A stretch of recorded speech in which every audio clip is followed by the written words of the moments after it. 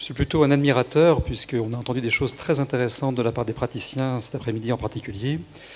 Et donc, ce que je vais dire a déjà été dit pour une part. Je vais juste le reprendre sous un regard un peu différent, qui est un regard philosophique, mais qui s'inspire beaucoup du dialogue que j'ai quasiment au quotidien avec des praticiens, puisque j'ai la chance, comme ça a été dit à l'instant, de m'occuper d'une équipe de recherche qui est interdisciplinaire, avec des psychologues, avec beaucoup de médecins, et en particulier des gens qui travaillent en soins palliatifs. Alors, le défi qui m'est donné, c'est donc qu'on puisse finalement revenir à cette notion de vulnérabilité et de handicap, d'où ce titre de la co-vulnérabilité à l'éthique de la coprésence que je vais présenter.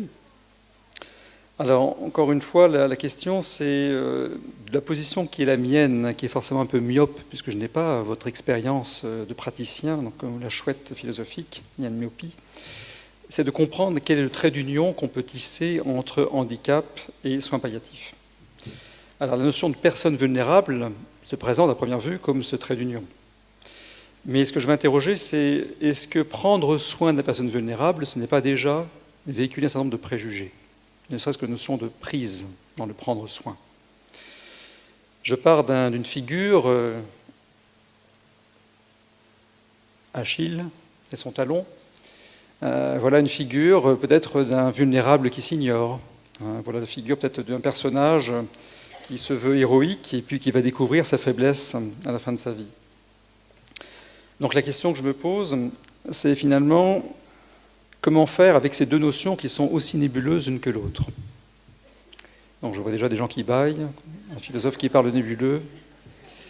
Justement, on m'a présenté comme étant un amateur de mots et de précision. On va essayer de les définir autant que possible, en se méfiant en même temps du travail de définition. Donc j'assume le fait que je vais parler du handicap, bien qu'il y a, et on l'a dit, je crois, plusieurs fois, autant d'handicap peut-être que de histoires personnelles. Mais malgré ces écarts qui sont à la fois spécifiques, pas la même chose de parler du plurihandicap et du polyhandicap, du handicap psychique, du handicap mental, malgré ces différences qui sont des différences singulières liées à l'histoire, je vais essayer de penser quelque chose comme une essence du handicap, donc faire un travail de phénoménologie. Phénoménologie, donc chercher l'essence d'une réalité à travers la variation de ces phénomènes, et le caractère même parfois multiforme. Et pour cela, ça va nous conduire à penser ce que c'est que l'être du handicap. Être handicapé. En acceptant, encore une fois, que les propositions de concepts que je vais faire seront eux aussi vulnérables. Quant à la vulnérabilité, on pourrait croire que c'est une mode intellectuelle, tellement il y a de livres, de colloques parus sur cette question. Mais peut-être s'agit-il aussi d'un vrai champ de recherche. C'est-à-dire qu'il me semble que l'apport de la philosophie, après ce qui a été dit d'aussi percutant par les praticiens et par les médecins et tous ceux qui s'occupent de près donc, des personnes en situation de handicap, les éducateurs, etc., je crois que l'apport de la philosophie, c'est seulement de se dire qu'il y a encore à chercher. Comme on disait ce matin, une étude d'éthique fondamentale consiste à accepter de mettre en question, y compris les savoirs qu'on peut acquérir, y compris l'expérience qu'on peut avoir. Alors cette vulnérabilité, une définition liminaire que je pourrais en donner, c'est la qualité de ce qui peut être altéré. Donc la vulnérabilité n'est pas un défaut, mais une qualité. Soit sur un mode négatif, donc altéré par la blessure, c'est la racine vulnus en latin, ou traumatisme, soit sur un mode positif. Et je défends cette ambivalence de la vulnérabilité. Être vulnérable, par exemple, ça veut dire être sensible aux autres. Donc le vulnérable, c'est celui qui touche à ses limites, dans l'ambivalence, encore une fois, de cette expérience. Donc je repose le problème, quel lien peut-on faire, quel lien de rencontre, peut-on dire, entre des personnes qui sont en situation structurelle d'un différentiel de capacité, et voilà la définition de l'être handicapé, dans laquelle je n'introduis ni la notion de déficience, d'incapacité ou d'anomalie, et les personnes en situation d'exposition inéluctable à la mort proche, pour reprendre un peu une synthèse de la formulation de la charte de la SFAP. Quelle relation de soins entre ces personnes dont la vulnérabilité est mise à nu, et je pense en particulier au témoignage des personnes non-voyantes qui racontent combien finalement l'exposition de leur vie intime et la violation de l'intimité est pour eux une réalité quasi quotidienne. Et puis, il y a les personnes qui sont dans l'action soignante. Cette action soignante, comme ça a été rappelé à l'instant, étant une action qui peut être bien sûr professionnelle, mais aussi une action des proches, une action des bénévoles. Et ces autres personnes qui sont dans l'action soignante sont obligées, elles, de poser un regard qui va être aussi clinique, qui va être aussi professionnel, qui va être aussi quelque part objectivant. Alors mon hypothèse, c'est qu'il y a bien une rencontre, donc il y a un lieu du soin, parce qu'il y a co-vulnérabilité. Donc voilà le premier terme du titre qui commence à prendre sens. La co-vulnérabilité, je la vois au moins à deux dimensions. Elle est d'une part structurelle, puisque, c'était rappelé par Michel Bondon dans son invitation, nous sommes tous vulnérables, au sens où nous sommes tous passibles de l'altération, le vieillissement, l'infection, l'accident. Et cette co-vulnérabilité est aussi conjoncturelle, parce que la rencontre même du grand vulnérable va exposer la vulnérabilité de notre position soignante, que ce soit notre posture de professionnel ou que ce soit notre mission d'accompagnateur, de bénévole. La question va se poser, qu'est-ce que c'est que soigner face à l'épuisement des capacités humaines ou face à l'extrême de l'épuisement de l'humain? Voilà, on rigole moins, c'est moins drôle, mais en même temps, je pense que c'est important d'aller un peu comme cela, poser des choses un peu radicales. Alors, pour l'explorer modestement dans le temps imparti, mon hypothèse donc, de construction du discours, c'est que pour comprendre cette vulnérabilité depuis la co-vulnérabilité, ça implique de critiquer un certain nombre d'usages de cette notion, vulnérabilité, ce que nous ferons en première partie. Puis on verra comment ce changement de regard, regardé depuis notre co-vulnérabilité partagée, dans le respect de la distance, des différences d'existence, amène à penser justement plus précisément ce qui fait la rencontre entre le handicap et la fin de vie dans l'espace du soin. Et ça amènera à se poser la question, finalement, qu'est-ce qui est le plus vulnérable entre nous? Alors, première partie, j'essaie de présenter assez brièvement, finalement, l'origine et les usages qu'ont pu être faits de cette notion. Alors, on a rappelé, je retiens juste un mot, enfin une idée, sur cette étymologie, vulnus vulneris. En latin, cette notion signifie aussi bien la blessure physique que le trauma psychique. Donc c'est une notion que j'appellerais duale, c'est-à-dire qui fonctionne au-delà du dualisme de nos catégories, en régime psychosomatique. Puis elle est duale aussi parce qu'elle désigne à la fois une condition structurelle, nous sommes vulnérables, et une situation conjoncturelle, nous vivons des états de vulnérabilité spécifiques. Une philosophe, Nathalie Maillard, a proposé par ailleurs de structurer en plusieurs dimensions, en disant qu'il y a une vulnérabilité qui peut être biologique ou naturelle, ou, voilà, on est exposé au risque de subir un dommage. Et puis il y en a une autre qui est plutôt historique ou sociopolitique, c'est l'exposition au risque du tort, c'est-à-dire le fait par exemple de ne pas être traité comme une personne, ou encore de dépendre envers le soin d'autrui. Et puis on pourrait encore dire un peu plus précisément que la vulnérabilité, elle n'est pas seulement potentielle, elle est aussi effective. Il y a comme des crises de vulnérabilité. Et c'est ce que j'appellerais du coup des états de fragilisation. Il y a des moments où on peut être déconstruit, de façon peut-être temporaire, mais ça va mettre à nu les tensions vitales de la personne. Et là, le fragile, c'est un être comme le roseau pensant, il peut plier sans se rompre, puisque, encore une fois, ces états de fragilisation, ils sont potentiellement dépassables. Mais il y a aussi des modes de vie qui sont vulnérables. Par exemple, en gériatrie, on parle de frêleté, pour dire d'une personne, la vieille dame qui, à la différence de la voiture, ne peut plus être réparée comme avant, parce qu'elle a peut-être épuisé ses capacités d'adaptation, ses réponses au stress, sa résilience. Donc frêle, c'est l'être qui se brise s'il n'est pas soutenu. Alors par ailleurs, j'insiste sur le fait qu'il y a une notion médicale dans la vulnérabilité, si on se rappelle du mot vulnération. Vulnération, c'est la blessure chirurgicale. Et à travers cela, je retiens l'idée que le soin lui-même est blessant. Et que le rapport soignant vient accuser la vulnérabilité. C'est-à-dire à la fois, la vulnérabilité, c'est ce qui va provoquer le soin et ce qui résiste au soin. Et je dis ici la notion d'un collègue qui s'appelle Bernard Stiegler, qui parle du soin comme un pharmacone. Je crois que je n'ai pas posé évidemment toute sa définition. Il dit seulement ceci, le pharmacone, ça veut dire cette notion ambiguë en grec qui signifie à la fois le remède et le poison. Voyez. Donc soigner, quelque part, c'est aussi participer de la vulnérabilité. On ne guérit pas la condition de vulnérabilité. Et par ailleurs, on peut remarquer que dans l'histoire, cette notion s'est diffusée en particulier en gériatrie, en psychiatrie, et qu'elle a contribué à faire justement d'un certain regard médical un regard d'expert sur ce qui est la gestion du risque. Et certains auteurs en ont vu ici un usage politique de vulnérabilité qui est une façon finalement de faire pression vers une gouvernance des survivants, c'est-à-dire le vulnérable, c'est le nom de celui à qui on enjoint de devenir un bon gestionnaire de son capital de santé. Et réciproquement, le vulnérable, c'est aussi le nom de cette espèce de menace biosanitaire. Les populations vulnérables, finalement, sont malvenues d'une société qui se veut sans défaillant ou sans déficient. Donc il y a bien des risques éthiques et politiques dans la définition même de la vulnérabilité. Très brièvement, j'en vois 3. Définir la vulnérabilité comme une catégorie qui viendrait naturaliser une situation d'injustice. On parle des vulnérables, peut-être que c'est le nom pour ne pas dire les pauvres ou les précaires. Il y a des précaires qui seraient responsables quelque part de leur précarité. Deuxième risque, quand on définit, on risque toujours de délimiter par exclusion. Or, la question même de la co-vulnérabilité nous interroge. Comment je peux articuler, différencier, sans opposer ma vulnérabilité propre et la vulnérabilité d'autrui?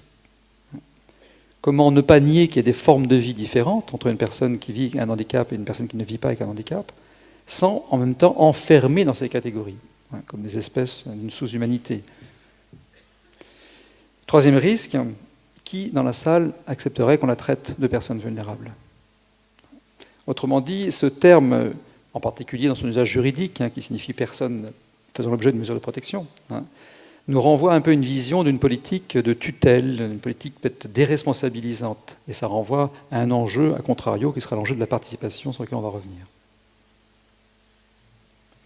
Alors, s'il y a malgré tout, il me semble, une validité à cette notion, c'est à condition, justement, de comprendre un peu son histoire profonde. C'est-à-dire, qu'est-ce qui nous oblige à changer notre regard sur l'humain? Donc, si on veut sortir un peu de l'opposition entre autonomie et dépendance et comprendre pourquoi la vulnérabilité est quelque part quelque chose que nous partageons, il faut revenir sur des fondamentaux d'anthropologie contemporaine. Un de ces fondamentaux, c'est-à-dire que l'anthropologie a caractérisé une défaillance humaine comme étant structurelle. Le sujet, en psychanalyse par exemple, est failli.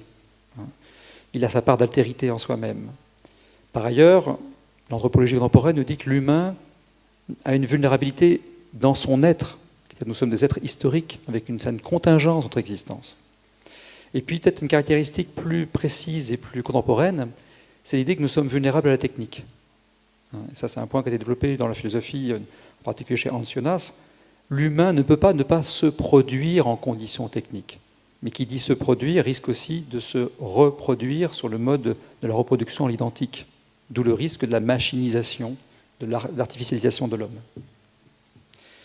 Deuxième caractéristique importante de la notion de vulnérabilité, c'est qu'elle va apparaître comme une critique d'un certain mythe, le mythe de l'individu autosuffisant. Il y a là une phase de déconstruction qu'on trouve en particulier dans la version politique du care, chez une auteure comme par exemple Kitay, lorsqu'elle dit qu'il faut sortir de cet idéal d'égalité abstrait pour penser la réalité de la dissymétrie. Elle pense en particulier aux travailleurs du care, les travailleurs comme par exemple cet agent technique dont on parlait tout à l'heure, qui peut lui aussi faire un travail de soins palliatifs, mais dans une certaine forme d'invisibilité, avec finalement une non-reconnaissance de ce que les liens du soin, le caring relationship, sont des droits humains fondamentaux, et non pas des suppléments d'âme à une institution. Et puis il y a une dimension reconstructrice, c'est-à-dire ceux qui ont essayé finalement de baser une nouvelle vision de la justice sociale sur la vulnérabilité. Je cite par exemple ici essentiellement Robert Goodin, qui dès 1985 écrivait ce livre très important, qui mettait au centre finalement le devoir de société envers les plus exposés comme un nouveau principe de justice sociale. La question se posant, où commence l'injustice? Dans les limitations de la participation, dans les différences de participation à la vie sociopolitique. Donc je termine simplement en disant ici, la notion de vulnérabilité, elle a un sens éthique si elle contribue à la conscience d'une humanité partagée. Partagée voulant dire qu'il n'y a pas d'humain totalement intègre, que l'agir humain est ambivalent, je vous renvoie au pharmacone, et qu'enfin que l'humanité, elle est entre nous. Donc elle est quelque part infigurable. Alors que change cette notion de co-vulnérabilité? Le premier point, il me semble, c'est d'accepter, premier principe, que la vulnérabilité n'existe qu'en partage. C'est-à-dire qu'elle se révèle dans la relation. Alors je prends un exemple qui est fréquemment cité par des gens comme Daniel Moïse, une collègue philosophe qui a beaucoup travaillé sur le regard dans le monde du handicap. Il dit finalement, une des caractéristiques, c'est le malaise chez les personnes qui regardent la personne, par exemple polyhandicapé, c'est cette inquiétante proximité, ce visage un quasi semblable, donc l'image du quasi-modo, un quasi-modo d'humanité. Or, la difficulté, évidemment, l'analogie qu'on peut faire avec le soin palliatif, c'est quand on regarde la personne mourant, finalement comme un quasi-vivant, justement en inventant cette catégorie du mourant. Donc la difficulté, c'est voir l'humain, même dans l'apparence non humaine. Et chez Daniel Moïse, en particulier, c'est le corps fragile qui peut empêcher, par exemple, la manifestation de ce lien humain, la maladie neuromusculaire qui empêche le visage de sourire, par exemple. Et donc l'expression aussi bien du plaisir que l'expression de la douleur, sur laquelle on est revenu tout à l'heure. Deuxième principe, la vulnérabilité, ce n'est pas l'attribut d'un sujet. Autrement dit, le sujet n'est pas identifiable à des déficiences, des incapacités. Troisième principe, la vulnérabilité, c'est ce qui nous relie. J'utilise ici la notion de reliance, et je cite un texte de Charles Gardou, qui par ailleurs a fondé une revue avec son groupe de recherche qui s'appelle Reliance. La notion de reliance, donc Charles Gardou lui insiste sur les notions de tissage des liens avec les personnes vulnérables qui permettent de redonner un certain sens à notre existence collective. La notion de reliance, il faut bien la comprendre au sens fort, c'est la condition de l'être en lien. Et je dirais, ça donne immédiatement un critère éthique du soin. C'est-à-dire un soin est éthique dans la mesure où la personne peut, à travers ce soin, se lier et se délier. Cela a été présenté tout à l'heure par M. Pelletier, quand il disait « toute relation unit et sépare ». Toute relation doit pouvoir permettre la séparation, pour éviter l'alliance fusionnelle, la dépendance aux soins.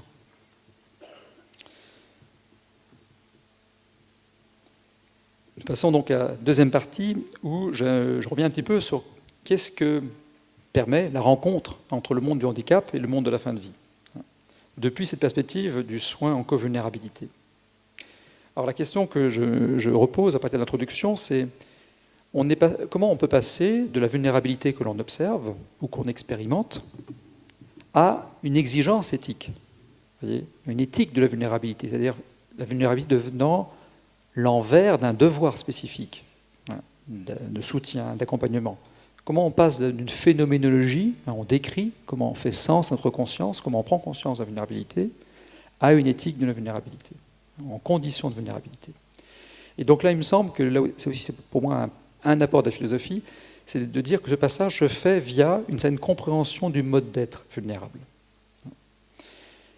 Alors, quel est ce mode d'être vulnérable? Qu'est-ce que la vulnérabilité vient révéler finalement de notre être humain? Je dirais 3 modalités. La première, c'est que nous vivons par l'autre. C'est là à la fois la dépendance, qui est native, ou encore, comme disait M. Biche, l'expérience de s'en remettre à. Si on l'a fait une fois dans sa vie, on sait quelque part que c'est quelque chose qui est structurel. Nous nous en remettons toujours. Voilà. Ça s'oppose au mythe, monsieur, d'un sujet qui se fonderait sur lui-même. Deuxièmement, vivre à la limite, à notre finitude. Une expérience limite n'être tenu à rien. C'est-à-dire que rien ne justifie mon existence. Ça s'oppose aussi au fantasme de toute puissance. Puis troisième, et c'est peut-être un peu difficile, il me semble que la condition de vulnérabilité nous permet de découvrir que nous vivons pour l'autre. Et c'est ce que j'appellerais tout à l'heure la pro-existence, par opposition à une vision d'une existence pour elle-même, finalisée par elle-même, c'est une forme d'acéité. En même temps, cette co-vulnérabilité, elle met à nu cela. Donc elle a une dimension décapante, c'est-à-dire une dimension où elle va nous confronter à la limite. Cette limite, c'est par exemple la violence d'être identifié à ces déformations, lorsque l'on sent que le regard qu'on porte sur nous ne porte que sur ce qui nous manque. Ou encore, du côté du professionnel, c'est la blessure de l'identité professionnelle face à l'impuissance, face à la demande de mort réitérée, face à l'épuisement du sujet. En particulier, je pense, pour les gens qui travaillent en IME et qui accompagnent des enfants dont ils voient que peu à peu, ils n'auront jamais accès à la vie adulte. Et puis, elle a une phase positive. Et c'est cette phase positive que je vais proposer d'explorer avec vous. Cette phase positive, c'est qu'elle va nous permettre de comprendre comment s'articule et se fait le passage, dans les deux sens, entre un regard clinique et un regard éthique. Un regard clinique qui, encore une fois, doit être aussi, à un moment donné, objectivant. Ce qu'on disait ce matin, un regard clinique, il passe par des compétences, il passe par une certaine capacité d'objectivation, il passe par des connaissances aiguës, spécialisées. Et en même temps, il faut qu'il y ait circulation pour avoir cette distance du regard global sur la personne. Par exemple, voir la douleur malgré la communication autre. Alors comment se passe ce passage du regard clinique au regard éthique? Il me semble qu'il passe par l'élaboration de la rencontre interpersonnelle. Élaboration, ça veut dire, au sens un peu de Freud, qu'on va retravailler, qu'on va se laisser retravailler par ce qu'on a vécu et par peut-être ce qui résiste en nous dans ce qu'on a vécu. Ainsi, il me semble que la rencontre interpersonnelle nous donne des clés. Qu'est-ce qui se passe dans la rencontre interpersonnelle? Premier point, il se passe une désobjectivation du regard. C'est-à-dire vous ne regardez pas l'autre comme un objet pour qu'il y ait vraiment rencontre. À un moment donné, il faut qu'il y ait suspension des catégories. Ça n'est plus un trisomique en phase agonique. Non, c'est une personne que je regarde. Et ça passe par une suspension des jugements. Le terme que Husserl a utilisé, que les termes époquets, peuvent être traduits aussi par retenue.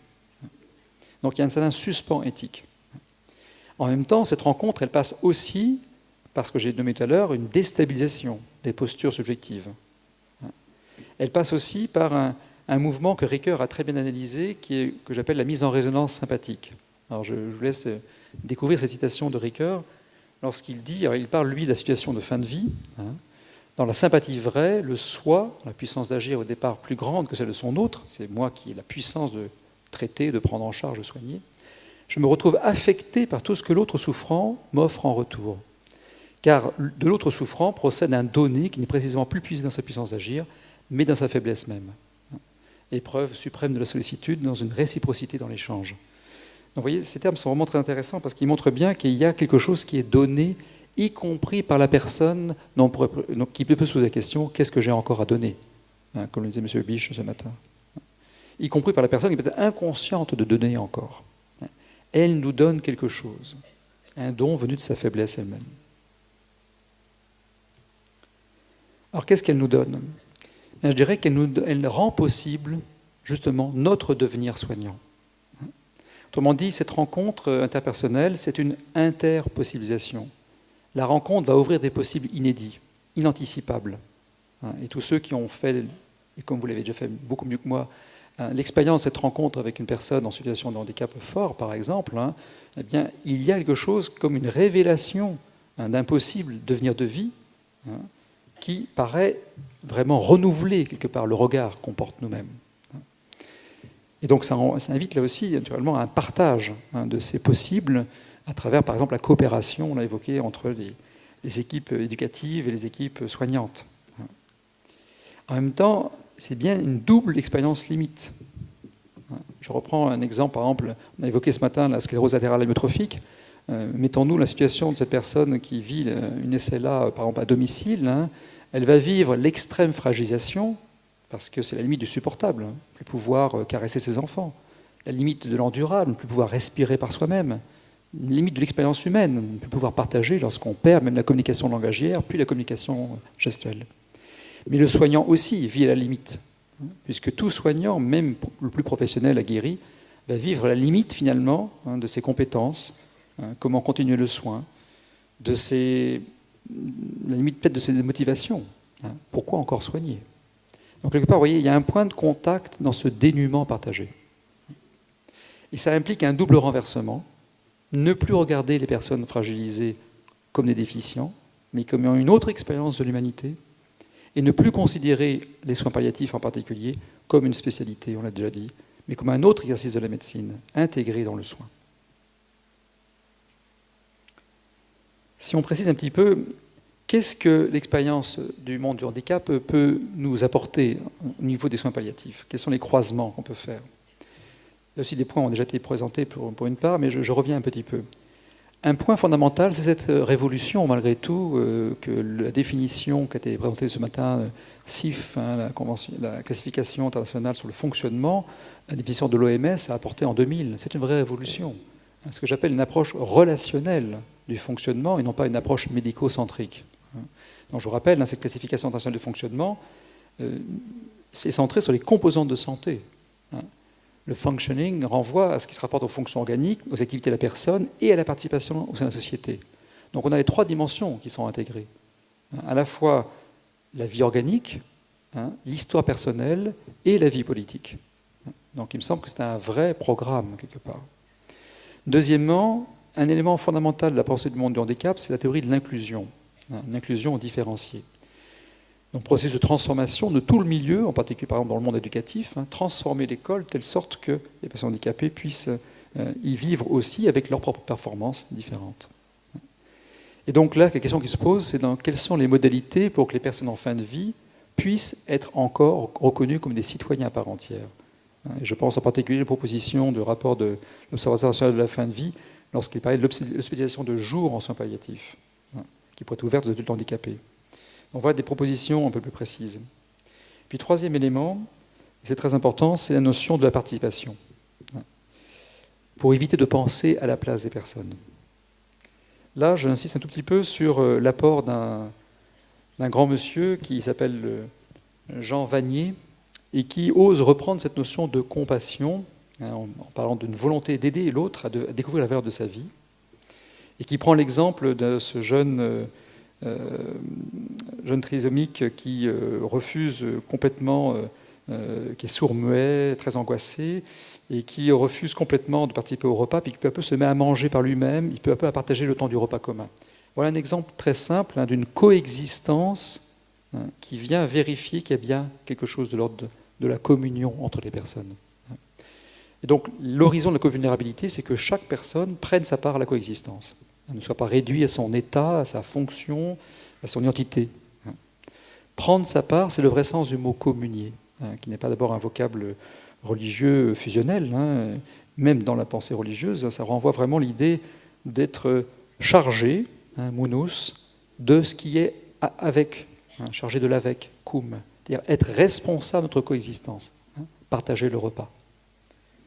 Et Jean Vanier a cette expression, issue de son expérience de la fondation des comités de l'Arche, que vous connaissez sans doute, lorsqu'il dit que finalement, dans une relation durable, dans un partage de vie avec les personnes fragiles, on découvre cette égalité de notre condition mortelle et on permet également d'accepter que par les liens que l'on vit, que l'on a avec eux, on se donne la vie. On se donne la vie les uns aux autres, un engendrement mutuel.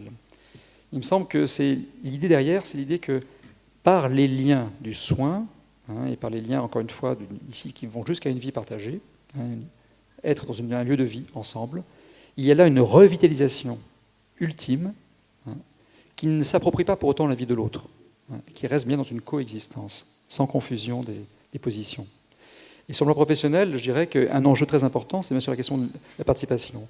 Pour moi, la participation, c'est une vraie alternative à toute la pensée du consentement.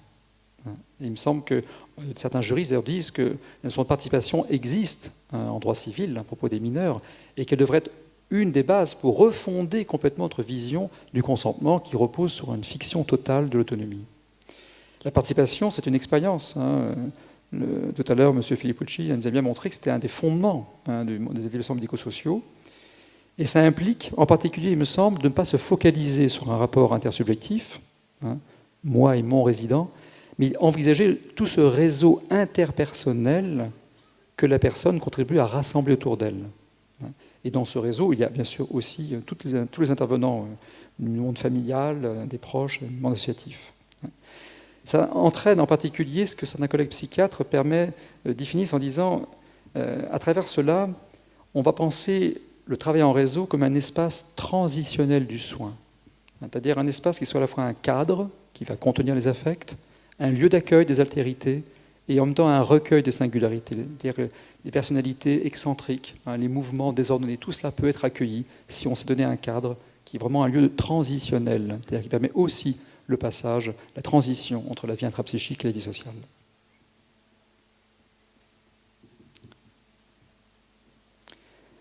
Alors, je termine juste par une dernière notion, qui est la notion de coprésence. Cette notion d'éthique de la coprésence renvoie encore une fois à ce que vous vivez, à savoir toute cette démarche d'attention, de bienveillance, de sympathie, mais aussi de dépouillement, d'expérience limite, parfois de renoncement. La coprésence, pour moi, est une attitude éthique. C'est-à-dire qu'elle les renvoie à penser la présence non pas comme une espèce de fantasme d'être parfaitement avec l'autre, ou dans une communion totale, mais une présence qui est toujours, justement, co-présence. C'est-à-dire une présence qui est toujours en partage, voire en partance. L'autre nous échappe. Donc la coprésence, par exemple, c'est aussi accepter ce deuil originaire de ce que nous ne pourrons pas ni vivre, ni sauver l'autre, ni le prendre en charge. Le soi de l'autre n'est jamais un pur présent. Je ne suis jamais un cadeau pour les autres, jamais totalement. Et donc j'emploie deux étymologies du latin, praesum et prosum. Je dirais la présence, elle est entre ces deux termes. Entre être en avant, être dans l'existence qui fait que moi-même, je ne sais pas qui je suis dans un devenir permanent, et puis la prosum, être utile, être dans la pro-existence, comme j'évoquais tout à l'heure.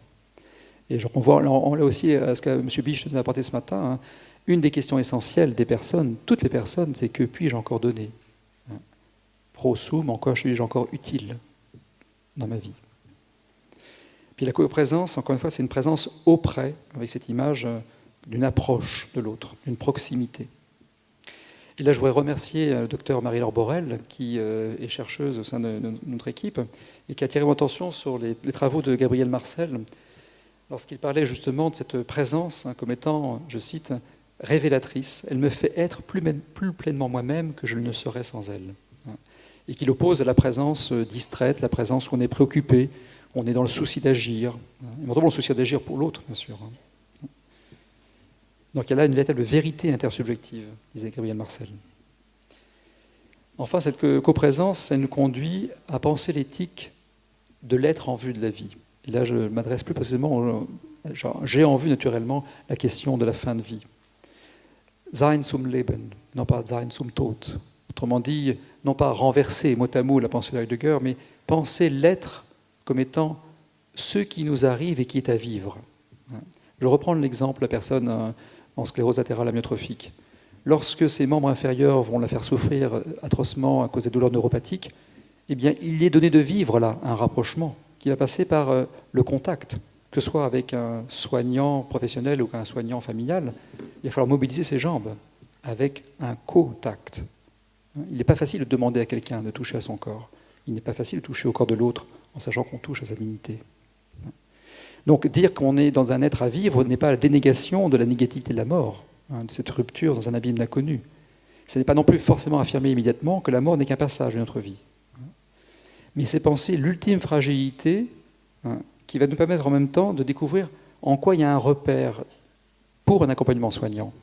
Je veux dire par là qu'il y a une rencontre possible entre l'angoisse de mort, l'angoisse de n'avoir plus rien à vivre, d'aller vers l'anéantissement, et puis le souci de l'avoir à être, du soigner. C'est-à-dire le souci non pas de ce qui lui reste à vivre en quantité, mais le souci de qu'est-ce qu'il y a de vital dans son être. Et je repense au sésame relationnel. Où est encore son lieu de plaisir ? Où est encore son lieu de dilatation ? Où est encore l'espace où il peut encore entrer en contact ? Être attentif à ces éléments-là. Enfin, je termine par une note qui paraît peut-être plus sombre, mais en même temps, elle me paraît indispensable. Je crois qu'il faut penser dans la fin de vie comme une expérience aussi du dépouillement. Le premier dépouillement, c'est se dépouiller de la volonté de transformer l'autre, selon soi. Accepter que le parcours de vie d'autrui ne nous appartient pas. Et c'est du coup la condition pour laisser autrui aller vers ce qui fait sens dans sa vie, vers ce qui rayonne dans son existence. Et je dirais que pour la personne en handicap, pour la personne mourante, il y a aussi un renoncement à soi. La mort est une défaite de l'affirmation de soi. La mort passe par cette défection du corps. Et là, j'utilise la pensée de Simone Weil dans deux textes où elle présente une alternative quelque part. D'un côté, on peut avoir une vision du renoncement tragique, et elle parle du chant de l'Iliade, où on chante la misère humaine, mais en même temps sa beauté. Elle parle du chant pour l'homme blessé qui va prendre le coup mortel, qui est un chant, encore une fois, sans haine pour l'ennemi et sans mépris pour le malheureux. Et puis elle parle aussi d'une autre expérience, une expérience, je dirais, de la finitude infinie, représentée dans sa foi chrétienne par l'expérience de la croix. Et la description qu'elle fait de la situation du malheur est une description qui est très très proche, finalement, de ce que certaines personnes vivant le handicap peuvent décrire au pire moment de leur vie. Se voir comme être transformé à ses propres yeux en une sorte de bête à peu près paralysée, tout à fait répugnante, en précisant bien que cette transformation, elle est essentiellement l'effet du regard social. Et que le regard social, il n'est pas une oppression majeure, il est quasiment anonyme. Ne plus être regardé comme être humain. Donc il me semble que dans cette expérience du malheur, chez Simone Weil, il y a aussi des ressources pour penser, encore une fois, la confrontation à l'ultime. Voilà. Nous en sommes arrivés au dernier seuil. Cette expression, s'attendre aux limites de l'humain, c'est une façon encore une fois, de plonger à ce qui est radical dans votre expérience, et encore une fois, que j'admire profondément. Il me semble que le travail des soins palliatifs est un vrai lieu d'expérimentation d'une interhumanisation. Nous nous devenons humains les uns par les autres. Je rejoins ici le propos de Robert Higgins lorsqu'il dit que le sens profond des soins palliatifs est de mettre en œuvre que c'est dans la relation de soins que nous pouvons nous représenter notre finitude, notre fragilité, j'ajouterais notre mortalité, et la partager. S'attendre aux limites de l'humain, ça ne veut dire non pas prétendre savoir où s'arrête l'humain et quand il s'arrête, mais s'attendre, c'est-à-dire s'attendre les uns les autres, se rassembler avec nos compétences, nos sensibilités, nos convictions, autour de l'humain. Et s'attendre, c'est aussi s'atteindre, c'est-à-dire que c'est là qu'on touche à l'essentiel, notre coexistence comme épreuve de l'infini. Et donc pour terminer, je répondrai à la question en introduction, je vous ai demandé finalement qu'est-ce qui est le plus vulnérable entre nous. Je dirais que ce ne sont ni les corps défigurés, ni les âmes meurtries, mais c'est bien l'entre-nous. Autrement dit, la co-vulnérabilité nous amène à faire attention finalement à ce que l'entre-nous est toujours un être exposé, un être à autrui, et que c'est cet entre-nous, ce lien humain, qui nous maintient en humanité jusqu'aux limites de l'humain. Je vous remercie beaucoup.